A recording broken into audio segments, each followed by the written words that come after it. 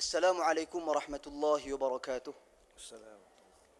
Innal hamdalillah nahmaduhu wa nasta'inuhu wa nastaghfiruh wa na'udzu billahi min shururi anfusina wa min sayyiati a'malina. Man yahdihillahu fala mudilla lahu wa man yudlil fala hadiya lahu. Ashhadu an la ilaha illallah wahdahu la sharika lahu wa ashhadu anna Muhammadan 'abduhu wa rasuluh. Amma ba'd. Yang berhormat pengurusi tetap Perhimpunan Agung UMNO, yang amat berhormat Presiden UMNO Datuk Seri Muhammad Najib Tun Razak, yang amat berhormat Timbalan Presiden UMNO Tan Sri Datuk Muhyiddin Yassin, yang berhormat Naib Presiden, yang berhormat Ketua Wanita UMNO, yang berhormat Ketua Pemuda UMNO, yang berhormat Ketua Puteri UMNO, yang berhormat Setiausaha Agung UMNO, saf kepimpinan Majlis Tertinggi, dan tidak dilupakan pengurusi perhubungan Perlis, sidang hadirin tuan-tuan dan puan-puan yang saya kasihi dan dirahmati Allah Subhanahu wa taala sekalian. Saya Fathul Bari bin Mat Jahya dari UMNO bahagian Arau, mewakili perhubungan UMNO Negeri Perlis, memohon izin kepada Datuk Pengurusi persidangan untuk membahaskan usul yang dikemukakan oleh wakil dari Perak, iaitu berkaitan dengan agama dan pendidikan. Sidang hadirin tuan-tuan dan puan-puan sekalian. Sesungguhnya Nabi SAW bersabda di dalam satu hadis, kata Nabi, ad-dinun nasihah. Agama itu adalah nasihat. Kemudian Nabi SAW ditanya oleh para sahabat, ya Rasulullah, liman? Nasihat itu untuk siapa? Maka kata Nabi SAW, lillah wa li rasulihi wali a'immatil muslimin wa 'ammatihim. Nasihat itu adalah untuk Allah Subhanahu wa taala, untuk rasulnya, untuk pemerintah Islam, dan untuk manusia secara umumnya. Agama itu nasihat menjadi fokus perbahasan saya pada pagi ini. Sidang hadirin tuan-tuan dan puan-puan sekalian, jika kita persoalkan apakah tujuan nasihat itu diberi? Ataupun apakah hikmah yang tersembunyi di sebalik perkataan nasihat itu sendiri? Sesungguhnya, apabila Allah Subhanahu wa taala ciptakan manusia sebagai seorang hamba yang tidak terlepas daripada kesilapan dan kesalahan, maka kerana itu Allah Subhanahu wa taala tetapkan bagi manusia itu ada nasihat. Nabi SAW bersabda di dalam satu hadis, kullu ibni Adam khata' wa khairul khata'in at-tawwab. Sesungguhnya setiap anak Adam pasti melakukan kesilapan dan kesalahan. Dan setiap yang melakukan kesilapan dan kesalahan itu, sebaik-baik daripada kalangan mereka adalah yang bertaubat, yang menginsafi diri. Maka ini menjadi tanggungjawab kita semua, mengakui kesilapan. Sebagaimana yang disebut oleh yang amat berhormat Perdana Menteri dalam ucapan dasar beliau, sesungguhnya kita ingin melahirkan generasi yang berani. Generasi yang berani dalam erti kata berani mengakui kesilapan mereka, berani untuk muhasabah diri mereka, dan berani untuk melonjakkan diri mereka ke hadapan dalam memperbetulkan segala kesilapan dan kesalahan yang mereka lakukan. Sidang hadirin tuan-tuan dan puan-puan sekalian, walau bagaimanapun, dalam berhadapan dengan isu kesilapan ini, wujud di sana manusia-manusia yang tidak beretika dalam memperbetulkan kesilapan dan kesalahan. Tuan-tuan dan puan-puan sekalian, baru-baru ini kita dikejutkan dengan satu isu. Satu isu di mana Datin Sri Rosmah menghadiri satu program ataupun satu majlis Islamic Fashion yang dilangsungkan di Jakarta.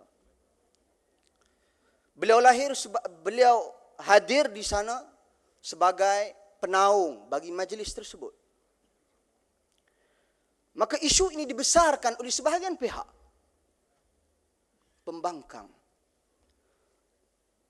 di mana kesalahan seolah-olah diletakkan sepenuhnya di atas beliau.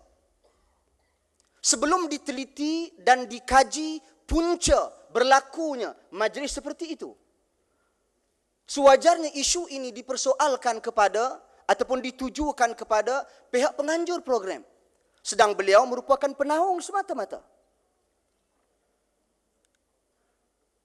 Tuan-tuan dan puan-puan sekalian, tanpa mengkaji, tanpa meneliti, manusia pada hari ini bebas menghukum. Sedangkan kita dituntut sebelum membuat sesuatu kenyataan, teliti, adakah dia melakukan kesalahan itu secara sengaja atau tidak? Adakah dia mengetahui perkara tersebut atau tidak? Adakah dia terpaksa atau tidak? Tanpa meneliti hal-hal yang disebutkan tadi, mereka terus menyerang dan menghukum. Adakah ini sikap sebagai seorang Islam yang membawa agama Allah Subhanahu wa taala, mengakui mereka melaksanakan hukum Allah Subhanahu wa taala, mengakui mereka mempraktikkan hukum Allah Subhanahu wa taala? Jelas perbuatan-perbuatan seperti ini tersasar karena Islam mendidik dan mengajar kita etika dalam menasihati. Kalau sekiranya kita ikhlas ingin menasihati dan menegur sikap seperti ini, mengapa tidak kita menarik tangannya, bersendirian dengannya, bertanya kepadanya terlebih dahulu, apa yang berlaku? Adakah dia mengetahui majlis seperti ini dilangsungkan, ataupun tiba-tiba dia terkejut di hadapannya dikaitkan fashion ini dengan Islam. Nabi SAW dalam hadis yang pelbagai mengajar kita etika dalam menasihati dan menegur pemerintah. Kata Nabi SAW dalam riwayat Hisham ibn Hakim, "Man arada an yansaha lidhi sultan, fala yubdi alaniyatan." Sesiapa yang ingin menasihati pemerintah, maka jangan sama sekali dia nasihati secara terang-terangan.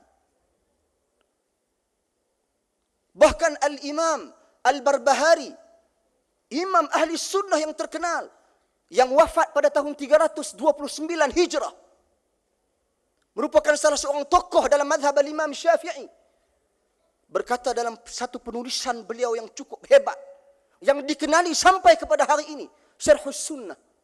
Kata beliau, sekiranya kamu melihat seseorang itu mendoakan keburukan untuk pemerintah, ketahuilah bahawasanya dia merupakan pengikut hawa nafsu. Dan sekiranya kamu melihat seseorang itu mendoakan kebaikan untuk pemerintahnya, maka mereka adalah ahlu sunnati wal jamaah. Maka kita tanya kepada mereka, kepada pembangkang di seberang sana, adakah mereka mendoakan kebaikan untuk pemerintah, ataupun selama ini mereka mendoakan keburukan untuk pemerintah? Sidang hadirin tuan-tuan dan puan-puan sekalian, kita sewajarnya menjadikan agama sebagai ikutan, menjadikan prinsip-prinsip ini, menjadikan nasihat disertai dengan etika-etikanya untuk kita tampilkan dan tonjolkan di hadapan pemerintah kita. Bukan dengan maki hamun, bukan dengan caci, bukan dengan kutu, bukan dengan keji. Bahkan seorang sahabat, apabila dia melihat pemimpin naik di atas mimbar untuk membaca khutbah, yang mana pemimpin tersebut memakai pakaian yang agak jarang, nipis. Lalu dia yang berada di bawah lantas berkata, bangun dan berkata, apa jenis pakaian yang engkau pakai? Tetapi beliau dihalang. Tindakan beliau dihalang oleh seorang sahabat Nabi radhiyallahu anhu. Katanya, mengapa tidak kamu nasihatinya selepas majlis ini, bukan di khalayak ramai? Islam meletakkan etika dan adab dalam kita memperbetulkan dan menegur sesiapa sahaja. Kerana itu, saya tertarik dengan satu syair yang dinyatakan oleh Al-Imam Syafi'i Mungkin saya tak pandai bergurindam, Tuan Pengurusi. Saya bagi syair dari Imam Syafi'i. Silakan. Kata Imam Syafi'i dengan izin, "Qul bima syi'ta fi masabbati 'irdi, fasukuti 'inda al-la'im jawab. Ma ana 'adimul jawab, walakinna ma min al-asadi an tujib al-kilab." Berkatalah sesukamu untuk menghina kehormatanku. Sesungguhnya diamku dari orang yang hina adalah suatu jawapan. Bukanlah artinya aku tidak punya jawapan, tetapi tidak pantas bagi seekor singa melayan salahkan anjing-anjing. Sidang hadirin, tuan-tuan dan puan-puan sekalian. Seterusnya, kita mendengar juga timbalan Perdana Menteri, timbalan Presiden menyebut tentang wasatiyah yang perlu kita tekankan dalam usaha transformasi.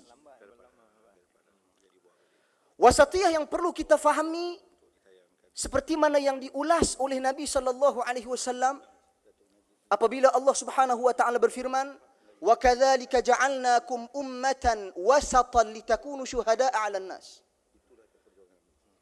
Begitulah kami jadikan umat ini sebagai umat yang wasata. Kata Nabi sallallahu alaihi wasallam, yang diartikan dengan wasata adalah al-adl, adil, keadilan. Maka keadilan membawa arti keseimbangan. Maka dalam menjana transformasi, keseimbangan perlu ada.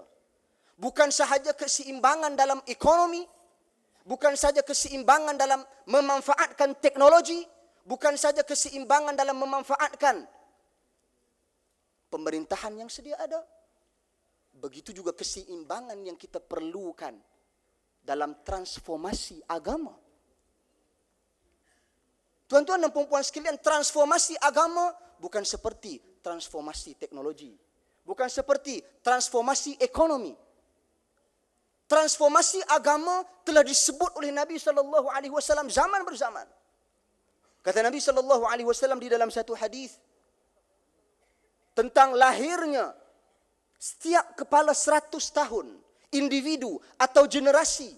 Kata Nabi sallallahu alaihi wasallam, "Man yujaddidu laha amra diniha," yaitu yang membawa transformasi, tajdid dalam urusan-urusan agamanya. Maka transformasi agama bererti kita berusaha mengembalikan manusia mempraktikkan agama yang sebenar yang Allah Subhanahu wa taala turunkan melalui Rasulnya sallallahu alaihi wasallam.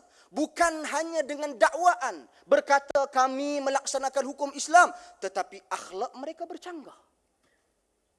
Mengatakan kami mempraktikkan Islam, tetapi sikap mereka bercanggah.